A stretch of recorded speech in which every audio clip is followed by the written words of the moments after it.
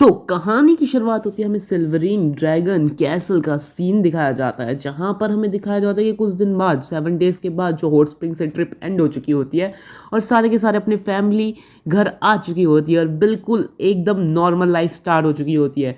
तभी हमारी जो रोज़ होती है, जो अपनी कैबिन में बैठी हुई होती है और उसको पता चलता है कि जो टाइगर है, अगर किसी को नहीं पता टाइगर कौन है तो प्रीवियस वीडियो जाके देख लो, या फिर मैं आप क्यों यहाँ पर हूँ, आपकी मदद के लिए ही तो हूँ यहाँ पर। मैं ही बता देता हूँ। टाइगर लियोन के टीचर हैं और जो लियोन है उसने रोज़बेला से विश मांगी थी कि मैं चाहता हूँ कि तुम मेरी टीचर को ढूंढो, मेरी बात कराओ एंड उनसे मैं मिल सकूं, ऐसा हमारे लियोन ने विश मांगी थी। तो जो हमारी रोज़ है उसने ये विश पूरी करने के लिए अपनी जो ये ब्लू वाली मेड है उसको भेजा था। तो इतना ही है। अगर तुम्हें ज़्यादा जानना है तो पिछले एपिसोड देख लो, मुझे याद नहीं है कौन सा एपिसोड था, लेकिन जाके तुम देख सकते हो। और तभी ये जो लड़की होती है बोलती है कि हाँ मैंने ढूंढ लिया यस मैजेस्टी, और वो मुझे मिल चुके हैं। तभी वो बोलते हैं कि मैजेस्टी वो जो है वो एम्पायर से काफ़ी दूर रह रहे हैं और वो काफ़ी छुप के रह रहे हैं एक सीक्रेट हाउड आउट पे, ठीक है। तो वो कहती है कि जो जगह है वो काफ़ी ज़्यादा सीक्रेट है और शील्ड है, मतलब कि एक काफ़ी सेफ्टी बैरियर से मतलब कि लॉक कर रखी है और उससे सिर्फ एक फ्लाइंग एबिलिटी के थ्रू ही जाया जा सकता है एंड उसके अंदर जाना इम्पॉसिबल है विदाउट उनकी परमिशन के। आप उनकी परमिशन के बिना अंदर नहीं जा सकते। तभी जो हमारी रोज़ होती है वो मन में बोलती है कि एक सीक्रेट हाइड आउट, हाँ इंसान ही इंसानों से क्यों बचकर छुप रहे हैं, ये मेरे को समझ नहीं आ रहा है, ऐसा हमारी रोज़ बोलती है। और तभी वो लड़की बोलती है हमारे रोज़ को कि हर मैजेस्टी जो वो इंसान है मैंने उनको सेंस किया है जिनका नाम टाइगर है, वो काफ़ी ज़्यादा पावरफुल है और मैंने देखा है कि उनका जो रैंक है ना और लेवल है वो जो नॉर्मल डीमन स्लेयर होते हैं ना वो ड्रैगन स्लेयर से काफ़ी ज़्यादा हाई है और वो काफ़ी ज़्यादा ताकतवर है। अगर वो चाहते तो वो मुझे एक झटके में ख़त्म कर सकते थे, इतने पावरफुल है। तभी हमारी जो रोज़ होती है वो मन में सोचती है कि ऑल्दो जो मेरी ये जो मेड है ये काफ़ी ज़्यादा अच्छी है स्पाई करने में और कॉम्बैट के अंदर थोड़ी सी वीक है, लेकिन तब भी मैं इसे ऐसे नहीं सोच सकती हूँ कि ये काफ़ी ज़्यादा वीक है। मैं इसे ऐसे कह सकती हूँ कि ये जो टॉप ड्रैगन स्लेयर्स है ह्यूमन में रेस में, वो उनको भी ये आराम से टक्कर दे सकती है और उनको भी मार सकती है, इतनी पावरफुल है ये। इसलिए मैं इससे अपना काफ़ी कॉन्फिडेंट में रहती हूँ कि अगर मैं इसे कोई काम दूंगी तो वो ज़रूर पूरी कर देगी, ऐसा हमारी रोज़ सोच रही होती है। और तभी वो बोलती है कि अगर मेरी मेड ऐसा बोल रही है, इतना हाई इवैल्यूएशन करके बता रही है, तो जो लियोन का मास्टर है वो कोई सिंपल इंसान नहीं है, वो काफ़ी ज़्यादा ताकतवर है। और तभी वो मेड फिर बताती है कि एक्चुअली जो हमने ये डिस्कवर किया है वो एक डोमेन है, बट जो सिल्वरिंग कैसल है उससे काफ़ी ज़्यादा दूर है और आपको मैसेज देने के लिए उन्होंने भेजा है कि वो चाहते। तभी हमारी रोज़वेला पूछती है कि क्या काम दे आए उन्होंने। तभी वो मेड कहती है कि वो चाहते हैं कि वो आपसे मिलना चाहते हैं और आपको एक बार देखना चाहते हैं। तभी हमारी रोज़वेला काफ़ी ज़्यादा हैरान हो जाती है कि वो मेरे से मिलना क्यों चाहते हैं। और तभी वो बोलते हैं इस केस के अंदर तो मुझे ज़रूर उनके से मिलना चाहिए और वो वहाँ से उड़ के चली जाती है। तभी कुछ घंटे बाद वो उस जगह पे पहुँच जाती है जहाँ पर उसके मास्टर होते हैं और तभी वो मेड बताती है कि ये जो झरना है इसके उस तरफ जो मास्टर हैं वो हैं और आप वहाँ पे जा सकती हैं और मैं बता दूँ वो काफ़ी ज़्यादा पावरफुल है। तभी हमारी जो रोज़ कहती है ठीक है तुम्हें पता है कि अगर मैं कुछ घंटे में नहीं आ पाई तो तुम्हें क्या करना है। तभी वो मेड कहते हैं कि हाँ मैजेस्टी मुझे पता है क्या करना है और प्लीज़ केयरफुली होकर जाइए। और तभी हमारी जो रोज़ वाला होती है वो झरने के पार चली जाती है जहाँ पे जो लियोन का मास्टर होता है वो चाय बना रहा होता है, हाँ चाय बना रहा होता है वो। तभी वो बोलता है कि हमारी रोज़ वाला होती है वो बोलती है कि क्या ये लियोन का मास्टर है। तभी हमारा जो बंदा होता है बूढ़ा अंकल वो चाय बना रहा होता है और उसको देख के बोलता है कि आओ यहाँ पे बैठो बच्चा, ऐसा बोलता है। और तभी हमारी जो रोज़ अपने मन में बोलती है कि ये जो है काउंटलेस ड्रैगन स्लेयर्स जो मैं मिली हूँ और लियोन से एक डिफरेंट ही लेवल पर है और ये काफ़ी ज़्यादा पावरफुल लग रहा है इसके ऑरा से। तभी हमारी जो रोज़ होती है वो मन में बोलती है कि इसका जो प्रेशर है वो काफ़ी ज़्यादा पावरफुल है और इसके सामने खड़ा होना भी काफ़ी ज़्यादा मुश्किल हो रहा है। तभी वो बुढ़ा बोलता है कि मैं 2 साल से इंतज़ार कर रहा हूँ, 2 साल से तुमसे मिलने का इंतज़ार कर रहा हूँ और तुम काफ़ी ज़्यादा बड़ी देर बाद आई हो। तभी हमारा जो बुढ़ा होता है वो बोलता है क्या लियोन अभी कैसा है। तभी हमारी रोज़वेला बोलती है कि जो लियोन है वो ज़िंदा है। और तभी वो बोलती है कि हमारा वो वॉर प्रिजनर बन रखा है और हम उसे काफ़ी टॉर्चर करते हैं, दिन रात काफ़ी टॉर्चर करते हैं उसको। और वो उसने एस्केप करने की भी कोशिश की थी और एम्पायर जाने की भी कोशिश की थी, लेकिन वो फेल हो गया था एंड में, इसलिए हमने उसे अभी तक कैद में रखा हुआ है। वैसे मैं बोलूँ यहाँ पर कुछ अगर आप चाहते हो तो मैं बता सकता हूँ, लेकिन ये सिचुएशन तो जैसी हमारी रोज़वेला बता रही है उसका एकदम उल्टा है। टॉर्चर वो होता है उसके लिए वो टॉर्चर है, लेकिन हमारे लिए तो वो टॉर्चर नहीं है ना यार।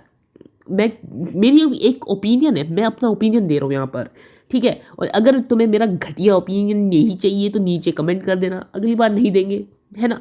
तभी हमारा जो बुड्ढा होता है वो बोलता है कि वो ब्रैड काफ़ी ज़्यादा स्टबर्न टाइप का है और 2 साल से उसने इतना ज़्यादा मार खाने के बाद भी वो अभी तक ज़िंदा है, काफ़ी ज़्यादा रिलीफ़ करने वाली बात है ये। और तभी वो बुड्ढा बोलता है कि मेरे को नहीं पता है कि तुमने और लियोन के बीच में क्या सहगांठ हो रखी है, मुझे नहीं पता कि तुम दोनों ने क्या डील कर रखी है, लेकिन जैसे भी तो उसने डील किया है, तुम उस कैसी भी तुमने डील की है, मुझे नहीं पता है कि तुमने कैसी डील करी है, लेकिन तुमने अपना पर्सनली अपना सबॉर्डिनेट भेजा मेरे पास मुझे ढूंढने के लिए। इट मीन्स कि तुम दोनों ने कुछ तो खिचड़ी पकाई है, ऐसा ये बुड्ढा बोलता है। तभी जो हमारी रोज़ बोलती है कि इसके बदले उसे एक प्राइज़ पे करना पड़ेगा, मैंने और उसके बीच में ये डील हुई थी। तभी वो बुड्ढा बोलता है कि मैं होप करता हूँ कि तुम उसको ना अपने यहाँ से एस्केप करने नहीं दोगी और एम्पायर जाने नहीं दोगी 1 साल के लिए कम से कम। तभी वो बोलती है कि अच्छा, तो मुझे तुम क्या रीज़न बता सकती हो कि 1 साल के लिए मैं उसे एम्पायर क्यों ना जाने दूँ। तभी जो बुड्ढा ये मन में बोलती है, मतलब हमारी बुड्ढा नहीं बोलता, मतलब हमारी रोज़ बेला मन में बोलती है कि मैं नहीं जानती कि हमारा जो डिसाइपल है इसका वो ज़िंदा है, ये सुनकर ये खुश नहीं हुआ। इंस्टेंट वो चाहता है कि मैं इसको अपने पास ही रखूं और इसको आज़ाद ना करूं। ये ऐसा क्यों चाहता है, वो भी 1 साल के लिए? ऐसा तो कोई भी जो टीचर होता है वो नहीं चाहेगा। तभी हमारा जो बुड्ढा होता है वो मन में बोलता है कि एज तुम जानती होगी जो लड़ाई है उसे ख़त्म हुए 2 साल हो चुके हैं और जो ड्रैगन स्लेयर थे वो सारे रिटर्न आ गए थे सिल्वरीन ड्रैगन से एक बुरी हार कर, और इसके कारण हमें काफ़ी ज़्यादा बुरा हैवी मतलब कि खर्चा हुआ था, वो काफ़ी महंगा पड़ गया था। और तभी बोलते कि जो एम्पायर थी वो काफ़ी ज़्यादा गुस्सा हो गई थी और जो पब्लिक ओपिनियन था वो भी काफ़ी ज़्यादा पुश हुआ था ड्रैगन स्लेयर आर्मी की तरफ, और उन्हें यहाँ तक की बात आ गई थी कि उन्हें बंद कर दिया जाए। तो सबके सब ने ये सोचा कि किसी एक को तो अब ब्लेम करना ही होगा जो वॉर में ये फेलियर हुआ है इसके बदले, और एम्पायर ने इसके लिए सबसे ज़्यादा जो एग्जिस्टिंग ट्रेटर घोषित करा वो हमारे लियोन को कर दिया, जिसके कारण जो ड्रैगन आर्मी है हम उसको बचा सके ये लोग। और इनके लिए सबसे इजी टारगेट कौन था? हमारा लियोन, क्योंकि लियोन ना अपने आप को बचाने के लिए वहाँ पर था, ना अपने आप को बचा सकता था क्योंकि वो वहाँ पे था ही नहीं। सबने सोचा कि वो मर चुका है और एक इजी टारगेट है कि उसको हम क्या कहते हैं बता देंगे कि लियोन की वजह से ऐसा ऐसा हुआ तो हम बच जाएंगे, ऐसा सबने सोचा और सबने लियोन को ही दोषी करार कर दिया। तभी हमारी जो रोजवेला कहती कि अच्छा, तो जो ड्रैगन स्लेयर हीरोज थे उन्होंने लियोन को एज अ बेट इस्तेमाल करा और वॉर का सारा जो भी हार थी वो उसके ऊपर डाल दी और उस पर्सन को ब्लेम कर दिया कि सारे की सारी गलती इसी की थी, है ना। तभी हमारा जो बुड्ढा होता है वो कहता है कि हाँ, अगर वो सर्वाइव करके रिटर्न हुआ एम्पायर की तरफ तो सबसे ज़्यादा बढ़िया यही काम होगा कि उसे मार दिया जाएगा। इससे अच्छा है कि वो सर्वाइव कर ले एज अ प्रिजनर तुम्हारे पास, ठीक है। और मुझे ज़्यादा लगता है कि अब वो 2 साल से सर्वाइव कर ही रहा है तो मतलब वहाँ पे और भी साल सर्वाइव कर सकता है। तभी वो जो सिल्वरीन ड्रैगन क्वीन होती है कि वो कहती है कि मैं समझ चुकी हूँ तुम्हारी कंडीशन, तो मैं चाहती हूँ कि तुम मुझे कुछ इन्फॉर्मेशन बताओ लियोन के बारे में, उसकी डार्क हिस्ट्री के बारे में, उसके चाइल्डहुड की कुछ भी मेमोरीज तो मुझे बता सकते हो तो बता दो। तो वो बुड्ढा बोलता है कि तुमने तो काफ़ी ज़्यादा ही मतलब अजीब सी रिक्वेस्ट कर दी है, मैं ऐसा कैसे बता सकता हूँ। तभी वो बुढ़ा मन में गोल सोचता है और तभी वो अपने ना कैंप के अंदर वापस चला जाता है और तभी वो बाहर आता है और कहता है कि अच्छा, तो मुझे ये बताना पड़ेगा। तो ये है कुछ लेटर्स लियोन के जो उसके लवर्स उसे भेजते थे स्कूल टाइम पर और ग्रेजुएशन के टाइम पर। मैंने इसे कलेक्ट करके रखा था जिससे मैं उसे ब्लैकमेल कर सकूं, लेकिन अब ये तुम ले जा सकती हो क्योंकि वो तुम्हारा प्रिजनर है। और तभी हमारी जो सिल्वरीन ड्रैगन क्वीन होती है वो ये देख रही होती है और तभी बोलती है कि ये जो है ओरिजिनल, जो बुढ़ा होता है वो बोलता है कि ये ओरिजिनल है और ये मैंने उसके वाइफ के लिए रखा था। तभी वो कहती है कि अच्छा, तो ये इंटेंशन था उसकी फ्यूचर वाइफ को ये दिखाना कि उसकी लाइफ कैसी थी और उसको बताना कि इसकी फाइनल डीलिंग क्या की जाए इसके साथ, मतलब इसके साथ, मतलब ये जो लेटर है इनके साथ क्या किया जाए। और तभी हम डायरेक्टर बताते हैं कि जो अब सच में ये जो लेटर्स है उसकी वाइफ के पास ही गए हैं, जो लियोन की इस वक्त करंट वाइफ है हमारी रोजवेला, उसी के पास तो ये गए हैं। तभी हमारी रोजवेला कुछ क्या कहते हैं अजीब सी शक्ल बनाती है और कहते हैं कि हाँ हाँ हाँ, अब मेरे पास एक दिन मिल चुका है, मैं अब ब्लैकमेल कर सकती हूँ हमारे लियोन को। तभी हमारा जो बुड्ढा होता है मन में बोलता है क्या वो इन चीज़ों के अंदर इंटरेस्टेड है, मैंने ये चीज़ उसकी क्या कहते हैं वाइफ के लिए रखा था, लेकिन क्या ये कोई सॉर्ट ऑफ नई टेक्नोलॉजी है, क्या नया टॉर्चर का कोई नई टेक्निक निकली है, कि इससे किसी इंसान को ह्यूमिलेट करके टॉर्चर करते हैं, ऐसा हमारा बुड्ढा सोच रहा होता है। और हमारे बुड्ढे की शायद गैस भी स्टार्ट सही है कि हमारी जो रोज़वेला है इसकी वजह से टॉर्चर करेगी हमारे लियोन को। और तभी वो बोलती है हमारी रोज़वेला कि ये क्या है, ये फ़ोटो किसकी है। तभी हमारा जो बुड्ढा होता है कहता है कि ये लियोन की ड्रीम गर्ल की फ़ोटो है, और वो चाहता तो ये उसकी 6 साल की उम्र में उस लड़की ने उसे प्रपोज किया था और वो उसे पसंद करता था, और उस लड़की के जो बाल थे वो सिल्वर हेयर थे। तभी हमारा बताते हैं कि स्कूल लाइफ के टाइम पर जो हमारा लियोन था उसको इस लड़की ने कन्फेस किया था, उसने अपनी फीलिंग्स इस लड़की ने। तो हमारे जो लियोन ने उसने 5 मिनट लगाए थे, 5 सेकंड लगाए थे, मतलब मिनट नहीं, 5 सेकंड लगाए थे उसे रिजेक्ट करने के लिए, क्योंकि वो काफ़ी ज़्यादा हेजिटेट कर रहा था ये रिजेक्ट करने के लिए, लेकिन उसने कर दिया था। तभी हमारा बुड्ढा एकदम से सोचता है और कहता है कि रुको, ये नहीं हो सकता, ऐसा तो नहीं है, कोई बात नहीं है। और तभी हमारा लियोन बताता है ये काफ़ी ज़्यादा ब्रेव है मेरा लियोन, अगर उसने उसने अटैक नहीं किया सिल्वरीन ड्रैगन को, क्योंकि हमारा बुड्ढा सोच रहा होता है कि ये जो है हमारी जो लियोन रोज़ है वो हमारे लियोन को पसंद करती है, ऐसा सोच रहा होता है। और वो बताता है कि ये टॉल भी है, इसके सिल्वर हेयर भी हैं और इसको कूल लुक्स भी हैं इसके। तभी हमारा जो रोज़ होती है वो कहती है कि क्या तुम्हारे पास और कोई एक्सप्लोरिंग इन्फॉर्मेशन है। तभी वो बोलता है कि इस वक्त तो नहीं है, ये ख़त्म हो चुका है सारा का सारा, और मैं अपने जो बच्चा है उसको मैं कैसे बिट्रे कर सकता हूँ, तुम ही बताओ ना। तभी हमारी रोज़ बोलती है कि ये फ़ोटो रिसेंटली लग रही है और काफ़ी ज़्यादा आपके डिसाइपल को आपको देखने का मन नहीं करता। और तभी वो अपनी फ़ोटोज़ दिखाती है कि आपको अपने डिसाइपल को देखने का मन नहीं करता। तभी वो कहते हैं कि वेट अ मिनट, मैं लियोन का वाइट मूनलाइट लेकर आता हूँ। तभी वो कहती है कि क्या लियोन का वाइट मूनलाइट, ये क्या होता है। और तभी हमें चैप्टर यहीं कंप्लीट हो जाता है, लेकिन चैप्टर अभी भी कंप्लीट नहीं हुआ है। तभी हमें नीचे दिखाया जाता है जहाँ पर हमारा जो बुड्ढा होता है वो बता रहा होता है कि लियोन जो सबसे ज़्यादा हेट करता है वो एक कैरेट से हेट करता है। हाँ, एक कैरेट से, और वो कुछ भी नहीं खा सकता कैरेट को, और वो काफ़ी सेंसिटिव है और वो टच भी नहीं करने देता, और उसे कैरेट बिल्कुल पसंद नहीं है, वो अपने आप को टच नहीं करने देता।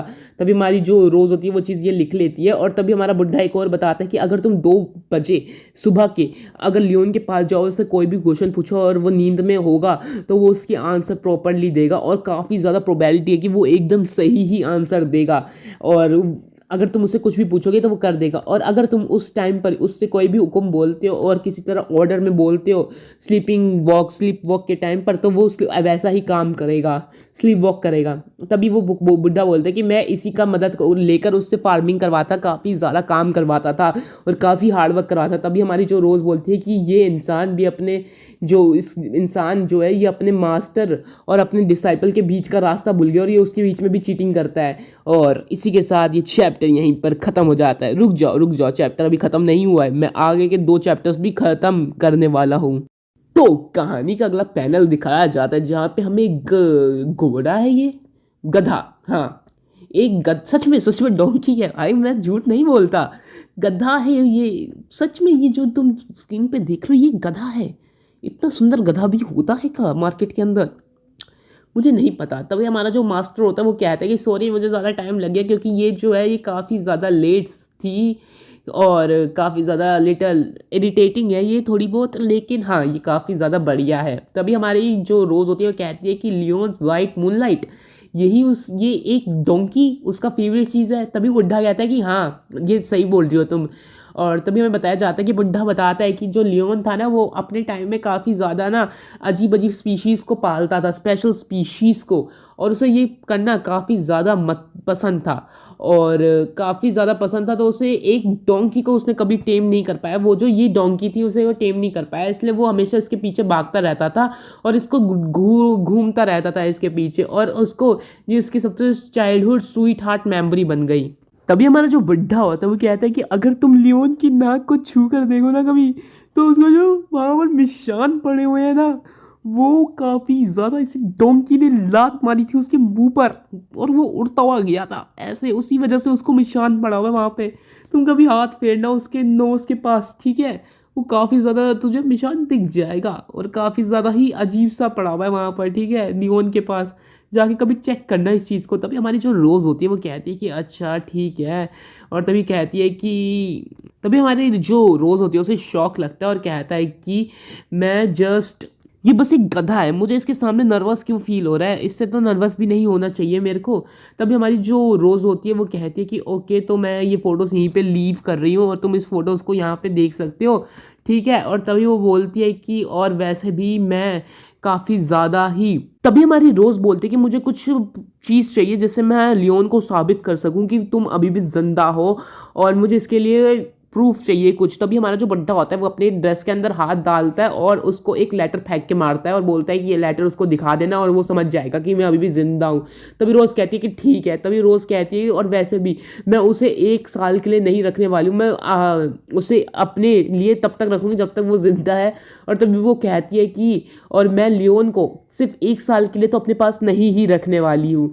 तभी और वो वहाँ से निकल जाती है और तभी हमारा जो बुड्ढा होता है वो कहता है कि हैं ये ड्रैगन क्वीन कहना क्या चाहती थी, इसका मतलब क्या था कहने का। तभी उससे कंफ्यूजन होती है और तभी एक फ़ोटो उसके पास गिरती है और वो काफ़ी ज़्यादा हैरान हो जाता है वो फ़ोटो देखकर। और तभी हम पीछे दिखाया जाता है जो हमारी वाइफ होती है बुड्ढे की, वो आ जाती है और क्या है, अरे ये तो काफ़ी बढ़िया है। वो आ जाती है और कहती है क्या वो अभी भी ठीक है। हमें दिखाया जाता है कि ये टाइगर की वाइफ है। और तभी जो हमारा टाइगर बंदा होता है वो कहता है कि हाँ वो गुड है। और ये चीज़ जैसे मैं उसका देख रहा हूँ ये फ़ोटो, तो मुझे लगता है कि जो डिस्क्रिप्शन है उसकी लाइफ की वो काफ़ी ज़्यादा बढ़िया है। तभी हमें दिखाया जाता है कि उसकी वो फैमिली फ़ोटो होती है और कहती है, हमारा उसकी टीचर कहता है कि वो ब्रैट काफ़ी अच्छी ज़िंदगी जी रहा है अपने टीचर से। मतलब कि वो देखो इसका टीचर यहाँ पे केव में जी रहा है और वो एकदम कैसल के अंदर एकदम लव फ्री लाइफ जी रहा है, ये काफ़ी ज़्यादा बढ़िया है। और तभी वो बुढ़ा कहता है कि मैं इसके बारे में ज़रूर सोचूंगा। और तभी कहती है कि तुम्हारे अपना माइंड चेंज कर लिया है क्या। तो ये बुढ़ा कहता है कि दैट्स राइट, मैंने कर लिया है और मैं अब उसके सर से जो ट्रेटर का मार्क है वो रिमूव करने वाला हूँ और इसको हटाने वाला हूँ। और तभी वो कहता है कि ये एक तरह से मेरा गिफ्ट होगा मेरी ग्रैंड डॉटर्स को। और तभी कुछ समय बाद का सीन दिखाया जाता है हमें रोजवेला के मैंशन के अंदर। और तभी हमारा एमसी दिखाया जाता है, मन में बोल रहा होता है कि रोजवेला जब से आई है वो काफ़ी ज़्यादा स्ट्रेंज लग रही है और वो 2 दिन के लिए गायब थी बिना किसी अक्षर के, ना उसने कुछ बताया कि वो कहाँ जा रही है और ना उसने कुछ बात की मेरे से। और जब मैंने मेड से पूछा कि रोजवेला कहाँ पे, तो मेड ने कहा कि रोजवेला बिजनेस ट्रिप में बाहर गई हुई है। तभी हमारा एमसी मन में बोलता है कि जो डिनर है रोजवेला ने पर्सनली अपने हाथों से बनाया है, मुझे नहीं पता कि वो क्या कर रही है और जैसे ही वो तुरंत आई उसने ये डिनर बना दिया, कुछ तो गड़बड़ है दया, कुछ तो। तभी हमारी जो रोजवेला होती है वो बाहर आ जाती है और कहती है कि हमारा एमसी मन में बोलता है कि इसके साथ कुछ तो गड़बड़ हो चुकी है। और तभी हमारी रोजवेला बाहर आ जाती है एकदम क्यूट ड्रेस के अंदर और कहती है कि ये लो तुम खाना खाओ। और तभी हमारी जो हमारी नोर होती है, रोज मतलब नोर नहीं म्यू, नोर तो अपने एकेडमी के अंदर है, म्यू होती है, वो कहती है कि मॉम ने मेरे लिए स्टीव बनाया है, वो काफ़ी ज़्यादा डिलीशियस लग रहा है। और तभी हमारा लियोन चिल्लाता है और कहता है कि कैरेट, मेरे को कैरेट क्यों बना रखा है तुमने हैं। तभी हमारा जो रोज़ होती है कहती है कि ये एक सैलेड है, ठीक है। तभी हमारा एमसी कहते हैं कि सैलेड, तुम्हें कहाँ से ये सैलेड दिख रहा है, ये सिर्फ एक कैरेट का गुच्छा है। तभी हमारी जो रोजबेला कहती है मैं करेक्ट कर दूँ, ये कैरेट वेजिटेबल सैलेड है। और तभी हमारा जो नोर होती है, रोज़ होती है, सॉरी मेरे मुंह से नोर निकल रहा है, अगर कहीं पे निकल जाए तो ऊंच नीच हो जाए तो माफ़ करना, ठीक है। तो हमारी जो हमारी म्यू होती है वो कहती है कि पापा क्या आपको कैरेट पसंद नहीं है। जो हमारा एमसी होता है वो कहता है कि हाँ थोड़ी बहुत नहीं पसंद है। तभी हमारी जो रोज़ होती है वो कहती है कि तुम तो बड़ा बोलते हो म्यू को कि तुम्हें बैलेंस डाइट रखना चाहिए, अच्छा खाना खाना चाहिए, अच्छे से सारी सब्जियां खाना चाहिए, और तुम खुद ही नहीं खा रहे हो, ऐसा तो नहीं चलता है। हमारी रोज़ ऐसे ही बोलती है। और तभी हमारा म्यू होती है वो भी कहते हैं कि हाँ डैड आप काफ़ी ज़्यादा बोलते हो ये चीज़ और आपको भी अपनी बातों पे अमल करना चाहिए। तभी हमारा जो एमसी होता है वो कहते हैं ठीक है मैं खा रहा हूँ इसको, ठीक है दिख रहा है ना। तभी हमारा एमसी मन में बोलता है कि जो ये फीमेल ड्रैगन है इसने ये सब कुछ पर्पसली करा है, क्या इसे मेरी वीकनेस पता चल गई है, और इसे कैसे मेरी वीकनेस पता चली, ये तो मेरे अलावा और कोई जानता ही नहीं है। तभी हमारा एमसी क्या है, हमारी रोज़ कहती है कि ओह मुझे कुछ याद आया। और तभी हमारे एमसी को बोलती है कि मैं आज तुम्हारे साथ तुम्हारे रूम में सोने वाली हूँ। तभी हमारा जो एमसी होता है एकदम से शॉक आउट हो जाता है ये सुनकर। और तभी कुछ टाइम के बाद का सीन दिखाया जाता है, जो हमारी रोजवेल होती है वो उसके कमरे में आ जाती है और हमारा एमसी उसकी तरफ देखता है और कहती है कि देख लगता है कि ये यहीं पे सोएगी, सच में यहीं पे सोएगी। तभी हमारी रोजवेला कहती है क्या तुम क्या देख रहे हो यहाँ पर। तभी हमारा एमसी कहते हैं कुछ भी नहीं। तभी वो कहती है कि आ जाओ चलो। तभी हमारा एमसी आ जाता है और तभी हमारी रोज़ बोलती है आइए ना। तभी हमारा एमसी कहता है क्या तुमने मुझे 2 दिन नहीं देखा और तुम्हारा मन डोलने लगा। तभी हमारा एमसी शर्ट उतार रहा होता है और तभी वो हमारी रोज़ कहती है कि लाइट को ऑफ़ कर दो। तभी हमारा एमसी लाइट को ऑफ़ कर देता है और तब वहाँ पे लेट जाता है और हमारी रोज़ भी लेट जाती है। आधा घंटा बीत जाता है, कुछ भी नहीं हुआ होता।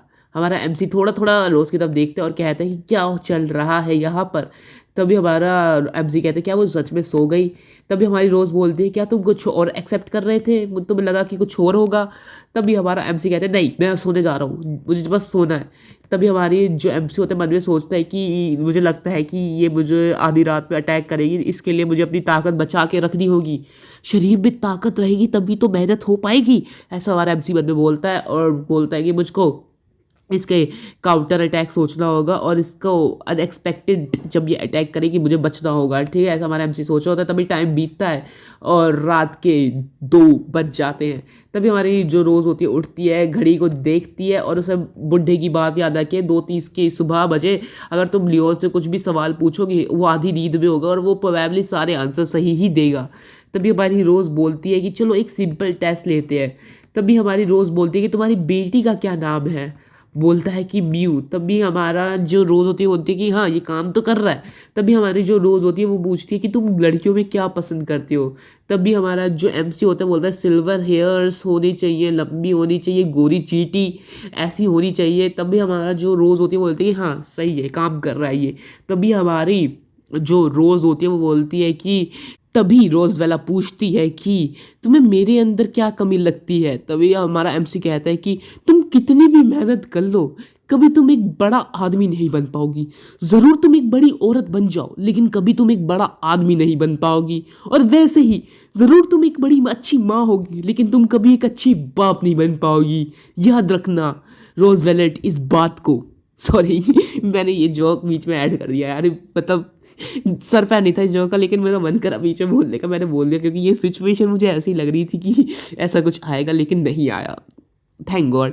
और मैंने ये ऐड कर रहा हूँ। अगर तुम्हें ये जोक पसंद नहीं आया तो मुझे बता देना कमेंट में, मैं ये हटा दूंगा, ठीक है? ठीक है चलो वापस स्टोरी पे आते हैं। तभी हमारी रोज़बेला बोलती है कि तुम्हें तुम्हारी जो तुमने रिजेक्ट कर दिए थे एक लड़की को स्कूल के अंदर, क्या तुम्हें वो पसंद है? तभी हमारा जो एमसी कहता है कि हाँ वो लड़की सुंदर तो थी और काफ़ी अच्छी दिखती थी, लेकिन मुझे वो पसंद नहीं थी।